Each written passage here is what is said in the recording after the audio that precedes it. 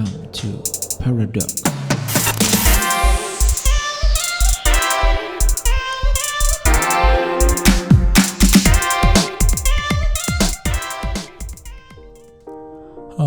Oke guys, ketemu lagi dengan gue Epen di sini, penyiar yang mungkin bukan penyiar favorit dan mungkin juga bukan penyiar kesayangan kalian, tapi ya thank you masih mau dengerin podcast gue ini dan tetap di podcast channel Paradox. Nah, gimana kabar kalian? Baik-baik aja gak nih? Yang jomblo gimana? Udah menemukan target buat diserang? Yang galau-galau gimana? Udah move on belum guys? Udahlah, gak usah galau lama-lama lah. Lu ditinggalin cowok, ditinggalin cewek, udah lupain aja. Kenapa sih kayak cewek cuman dia doang di dunia udah banyak? Tenang aja lah, gak usah tenggelam dalam lautan kesedihan yang begitu dalam. Guys, berenang, cabut keluar, gak usah kedalaman. Abis tar oksigen lu di situ, cabut aja keluar. Yang PDKT gimana kabarnya? Udah ada titik cerah belum? Direspon gak? Apa jangan lu ditolak mentah-mentah lagi? Tapi ya, gue harap semua baik-baik aja. Karena lu semua masih hidup dan masih dengerin podcast gue, berarti lu semua masih memiliki kesempatan untuk memperbaiki diri kalian lagi dan lagi. Nah, sebelum kita lanjut, gue mau sorry sama kalian semua kalau di episode kemarin itu gue ada salah ngomong. Gue menyebutkan singkatan PSBB sebagai pembatasan sosial besar-besaran. Konyol banget, dan ini rekamannya guys. Sekarang tepatnya besok baru melakukan PSBB, pembatasan sosial besar-besaran kalau nggak salah singkatannya. Gila kan, gue salah ngomong, itu bikin malu banget, buset. Ya gue gak tau kenapa sih, mungkin karena gue nervous, itu episode pertama gue, atau karena gak tau gue ngeblank gara-gara rekamannya malam-malam. Tapi by the way sorry lah ya, bukan maksud salah, tapi ya gue ulangi lagi, PSBB adalah pembatasan sosial berskala besar. Oke, kita lanjut. Nah, jadi sebenarnya sih gue menyadari dan gue lagi sedih sebenarnya sih, karena gue baru kehilangan satu orang musisi yang sangat berpengaruh bagi hidup gue, dan gue rasa orang ini pun berpengaruh bagi hidup kalian, yang lagu-lagunya menemani kita saat kita galau, saat kita PDKT, saat kita ditolak, saat kita baru jadian, saat kita diputusin, saat kita ditinggal, saat kita LDR, saat kita baru jadian. Lagu orang ini menemani kita banget sih. Dan siapa lagi kalau bukan Bung Glenn Fredly. Jadi gue shock banget. Kepergian dia sangat-sangat mengagetkan. Ya basically memang mati emang ngagetin semua sih kan, gak ada yang tahu. Tapi gue kaget banget. Adik gue chat gue, "Kok lo tau gak sih Glenn meninggal?" Ah, gue bilang masa sih, gue liat Instagram gak ada kabar apa-apa. Ternyata waktu gue buka Google baru keluar semua info-infonya, dan dia benar-benar baru meninggal. Gue kaget banget, gue shock. Gue bilang, "Hah? Buset, Glenn meninggal. Gone too soon. Kenapa cepet banget ya meninggal?" Langsung habis itu dalam hitungan setengah jam paling gak, wah, Instagram mulai rame karena artis-artis, musisi-musisi tanah air juga ya pada bilang rip. Buset dah, gue bilang. Sampai aduh, orang ini memang, Bung Glenn ini memang memiliki karya yang besar banget buat Indonesia. Sampai Bapak Presiden Jokowi aja juga mengucapkan bela sungkawa juga di Instagramnya. Hebat loh. Menteri-menteri juga ngucapin, hebat loh, gue bilang. Pasti Bung Glenn gak sadar kalau ternyata dirinya sudah menjadi begitu besar hari ini. Keluarganya juga gak pernah kepikiran gimana nih ponakan gue, anak gue bisa menjadi begitu besar buat Indonesia hari ini. Tapi memang gak bisa dipungkirin, karya dia hebat, dan gue rasa lu semua setuju guys. Cuman salah satu pelajaran yang gue dapat adalah begini. Banyak di Instagram ditulis kata-kata gone too soon. Dia pergi terlalu awal, terlalu cepat. Pergi terlalu cepat. Gue jadi mikir satu hal gitu loh. Serem loh sebenarnya. Kematian kita tuh kita nggak tahu kapan guys. Kita ngeliat Bung Glenn Fredly kan umurnya belum relatif tua, masih kalau nggak salah 40 early 40 kalau gue gak salah ya, sorry ya kalau gue salah. Tapi dia cabut cepet banget. Dan kalau gue ngeliat diri gue, dan ayo gue juga ngajak kalian juga koreksi diri sama-sama, jangan sampai kita gone too soon juga guys. Gone too soon itu gue mungkin mendefinisikannya beda ya. Gone too soon itu bukan mati lebih awal, tetapi jangan sampai kita gone di saat kita belum ready. Gue ini gak ngomongin Bung Glenn Fredly ya, itu urusan Bung Glenn sama Tuhan. Tapi yang gue mau ngomong sama dan sharing sama kalian adalah jangan sampai kalau kita gone too soon ternyata kita belum siap guys. Jangan sampai kita gak siap. Pelajaran dari ya entah keluarga kita yang meninggal atau teman kita meninggal. Pelajaran pertama, kita gak pernah tahu kapan kita mau dipanggil. Emang lu siapa lu tahu? Lu juga gak tahu.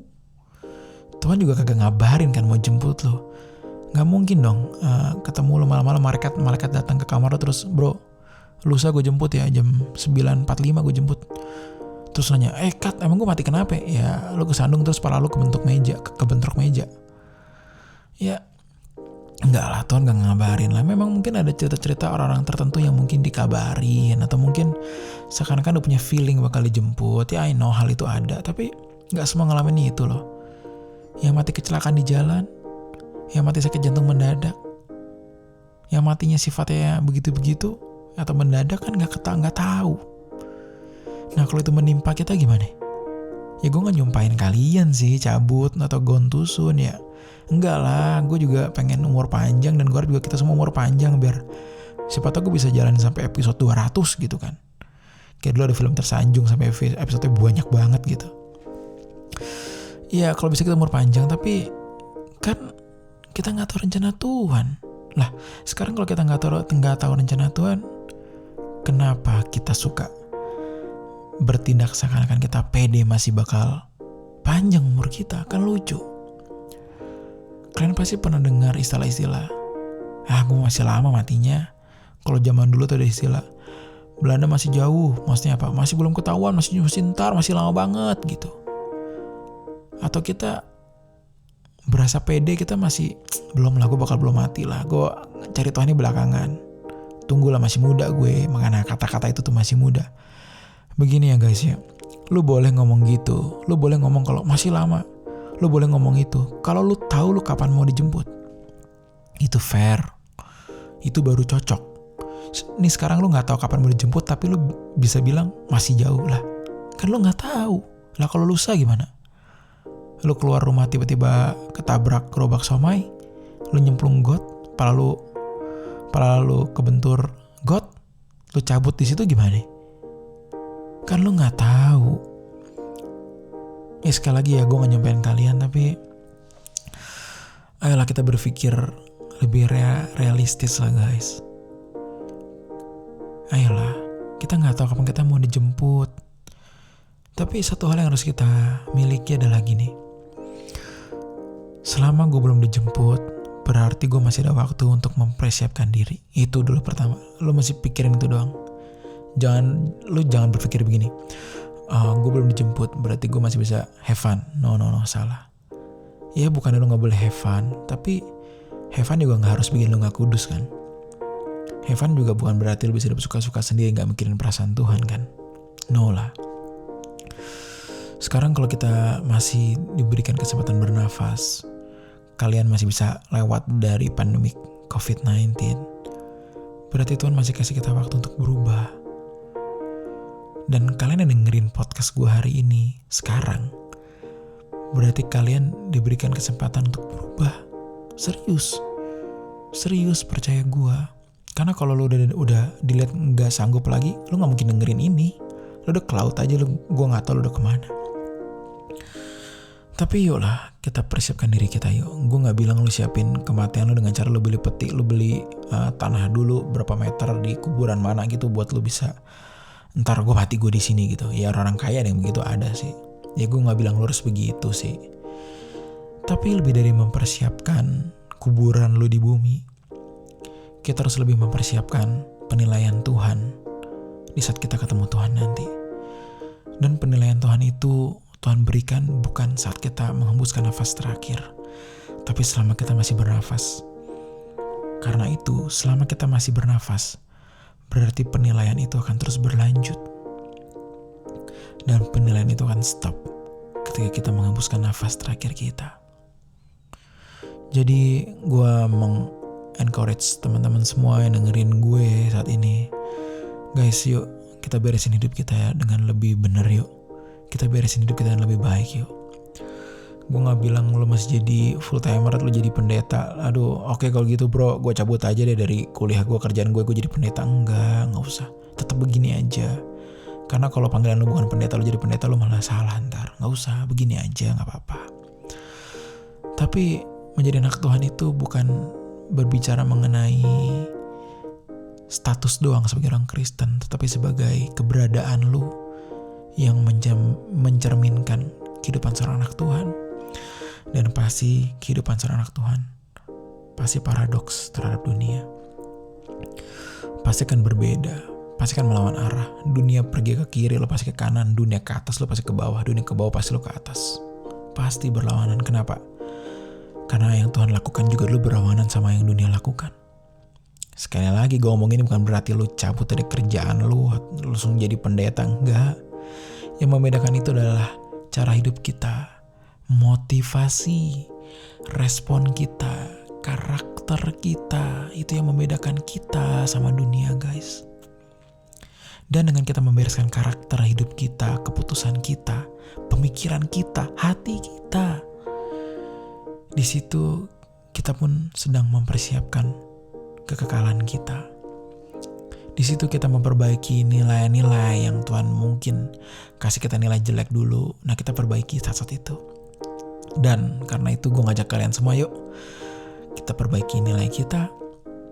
Mungkin kita bisa gone too soon, bisa cabut duluan, tapi that's okay.